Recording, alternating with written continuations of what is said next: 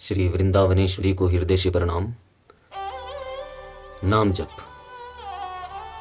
नाम जप एक ऐसी प्रक्रिया है जिसमें व्यक्ति दिन प्रतिदिन डूबता जाता है।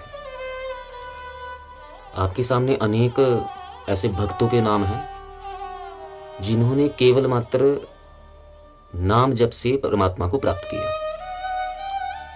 रामायण में श्री हनुमान जी, जिन्होंने राम राम बोलकर उस भगवद आनंद को प्राप्त किया।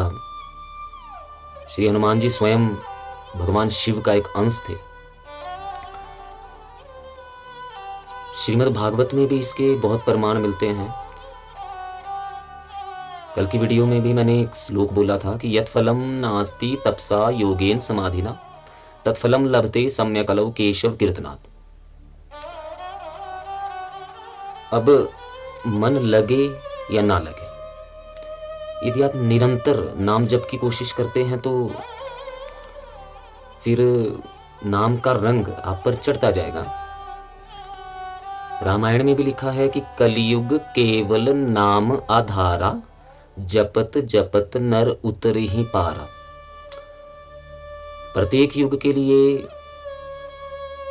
भगवान एक विशेष प्रक्रिया को रखते हैं मनुष्य को अपने तक पहुंचाने के लिए। तो कलयुग में तप करना कठिन है। वैसे कठिन नहीं है, ऐसा नहीं है। आज भी बड़ी बड़ी कंदराओं में बड़े बड़े ऋषि मुनि तप करते हैं, लेकिन एक गृहस्थी के लिए नाम जप से बड़ा तप कोई नहीं है।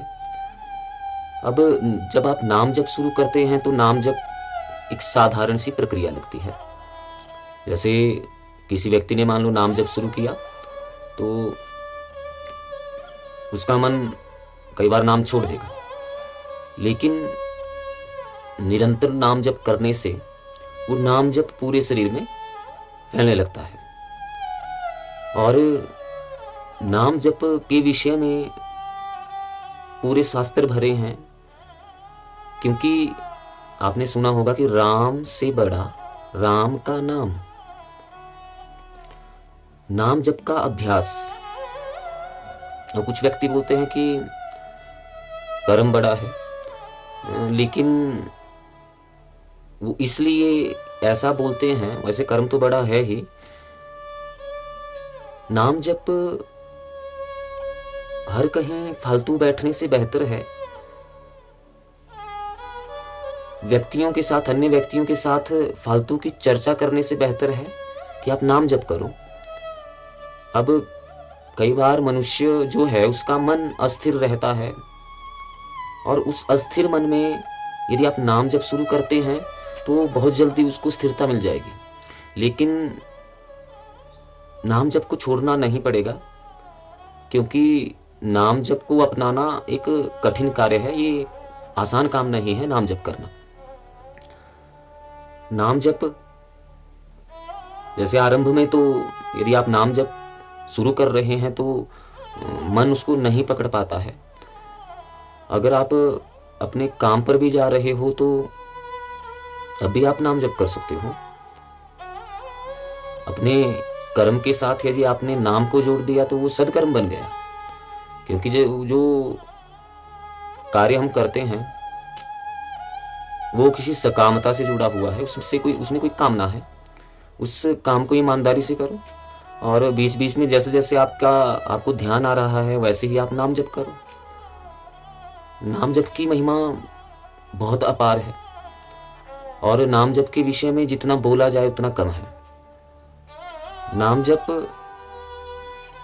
जैसे हमने आरंभ किया तो आरंभ में तो हमारे होंठ चलते हैं, क्योंकि हमें इतना अभ्यास नहीं होता। जैसे मान लो कोई व्यक्ति नाम जप पकड़ता है तो कैसे पकड़ेगा? इस तरह से पकड़ेगा।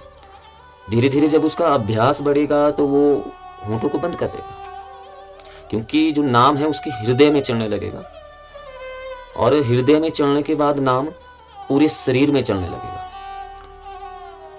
आपका रोम रोम नाम बोलने लग जाएगा।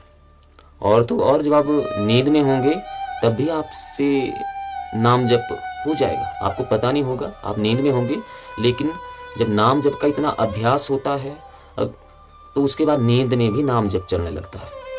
कई बार जैसे आप अभ्यास करेंगे तो सुबह आप खुद ही आपको महसूस हो जाएगा कि आप नाम जप कर रहे हो, लेकिन इस स्थिति तक पहुंचने के लिए अभ्यास की बहुत आवश्यकता है। वैसे भी हमें ऐसा लगता है कि दिन में बहुत बार हमारा मन अपनी स्थिति को बदलता है, यानी कई बार मूड ऑफ होता है, यानी मन में अस्थिरता होती है, कई बार स्थिर होता है। तो यदि आप नाम को पकड़ते हो तो एक तो मन विचार शून्य होने लगता है, आपकी जो चिंता है, जो डिप्रेशन है, वो नाम जप से समाप्त होने लगता है। तो इसका अभ्यास करना चाहिए। नाम जप का कोई भी नाम पकड़ लो, अपनी सुविधा अनुसार जो नाम आपको अच्छा लगता है उस नाम को पकड़िए और जीवन में खुश रहिए। राधा वल्लभ श्री हरिवंश।